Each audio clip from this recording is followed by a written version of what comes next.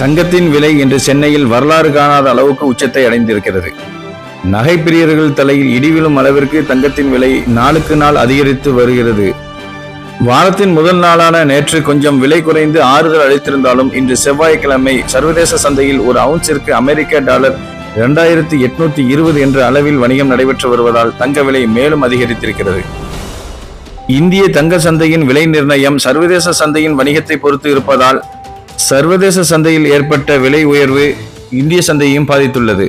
வரலாற்றில் இல்லாத அளவு சென்னையில் இன்று 916 தங்க ஆபரணம் ரூபாய் 7810ற்கும், அதாவது ஒரு சவரன் 62,400 என்ற அளவில் விற்பனையாகி வருகிறது. அப்படி பார்க்க போனால் ஒரு பவுனிற்கு ரூபாய் 840 விலை அதிகரித்துள்ளது. அமெரிக்க அதிபர் டிரம்பின் வெளியுறவு கொள்கைகளாலும் மெக்சிகோ, கனடா உள்ளிட்ட நாடுகள் மீதான 100% வரி விதிப்பு பற்றிய அறிவிப்பாலும் சர்வதேச சந்தையில் ஒரு நிச்சயமற்ற சூழல் நிலவி வருகிறது. இதன் காரணமாக தங்க விலை கூடும் என்ற எதிர்பார்ப்பால் தங்கம் அதிக அளவில் கொள்முதல் செய்யப்படுகிறது. இதன் காரணமாக விலை அதிகரிப்பு நிகழ்ந்திருக்கலாம் என நிபுணர்கள் கருத்து தெரிவிக்கிறார்கள். ஒரு பக்கம் சர்வதேச சந்தையில் விலை அதிகரிப்பு நிகழ்ந்து கொண்டிருந்தாலும் கூட, மற்றொரு பக்கம் அமெரிக்க டாலருக்கு எதிரான இந்திய ரூபாயின் மதிப்பும் வீழ்ச்சியடைந்து வருவதால் இந்திய சந்தையில் தங்க விலை மேலும் அதிகமாக நிர்ணயம் செய்ய வேண்டிய சூழல் இருப்பதாக பார்க்கப்படுகிறது.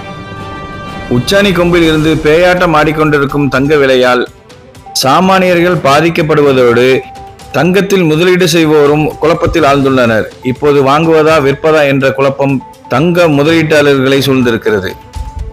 எது எப்படியோ, ஒரு காலத்தில் தங்கம் அனைவருக்குமானதாக இருந்தது போய் இப்போது சாமானியர்களுக்கு எட்டாத கனியாக மாறிவிடுமோ என்ற மோசமான சூழ்நிலையே நிலவி வருகிறது.